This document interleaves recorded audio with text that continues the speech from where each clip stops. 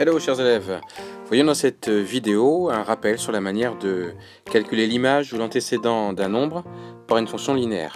Alors on va dans cette vidéo parler de la manière de le faire avec une formule littérale et on verra aussi avec un tableau de valeurs.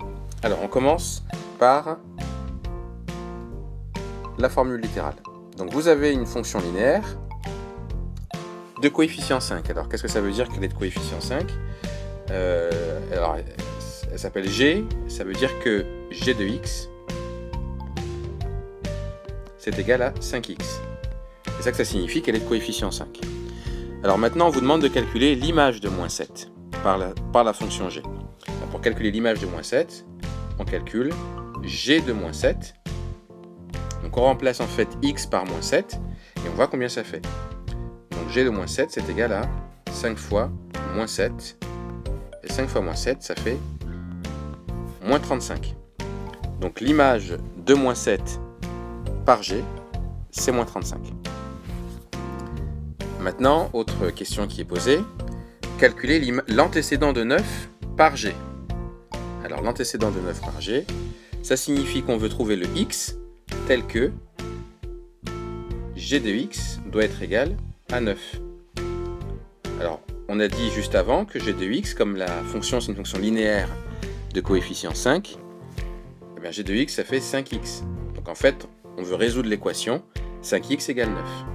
Comment on fait pour résoudre cette équation-là? Eh bien, quand on a 5x est égal à 9, il nous suffit de diviser par 5 de chaque côté. On barre maintenant les 5 qu'on peut simplifier, et ça nous donne x est égal à 9 cinquièmes. Donc en fait, on peut dire que l'antécédent de 9 par la fonction g, c'est 9 cinquièmes. Alors ça c'était pour calculer image et antécédent avec une formule littérale. Maintenant comment le faire avec un tableau? Alors c'est encore plus simple parce qu'il n'y a pas de calcul à faire quasiment. On a une fonction linéaire h et vous voyez qu'elle est donnée par ce tableau là. Alors quelle est l'image de moins 4 par h? C'est pas compliqué, il suffit de lire ce qui a marqué. X égale moins 4, ben son image c'est moins 16. Je vous rappelle que ici, c'est la ligne des images. D'accord? Et là, c'est la ligne des antécédents. Alors maintenant, quel est l'antécédent de 60? L'antécédent de 60, il est ici. Il faudrait trouver le nombre qui vérifie qui est l'antécédent de 60 en fond, ici. Comment faire? Alors, comme c'est un tableau de proportionnalité parce que la fonction est linéaire, on pourrait faire un produit en croix, une quatrième proportionnelle comme on l'appelle. Ça c'est une possibilité. On peut aussi trouver le coefficient de proportionnalité. Par exemple, vous pouvez remarquer que pour passer de la première à la deuxième ligne, il faut multiplier par combien? Par 4. Ici. Pour passer de là à là, il faut multiplier par 4. Donc, alors mon 4 il devait être à l'intérieur, c'est pas grave.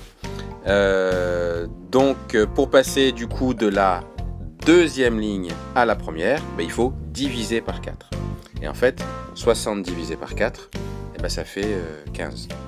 Donc du coup, ici, on peut marquer 15, et le 15 vient de 60 divisé par 4. Donc ça c'est une possibilité, mais ce qu'on aurait aussi pu faire, c'est un produit en croix comme je vous le disais, et on aurait trouvé exactement la même chose. Alors on vous demande aussi quel est le coefficient de h, on l'a déjà calculé, il est ici. Pour trouver le coefficient, c'est comme si on trouvait le coefficient du tableau de proportionnalité. Donc on fait nombre d'en bas divisé par nombre d'en haut, et ça nous donne le coefficient de proportionnalité là, qui est 4 dans notre exemple. Donc voilà comment calculer image et antécédent avec un tableau de valeurs.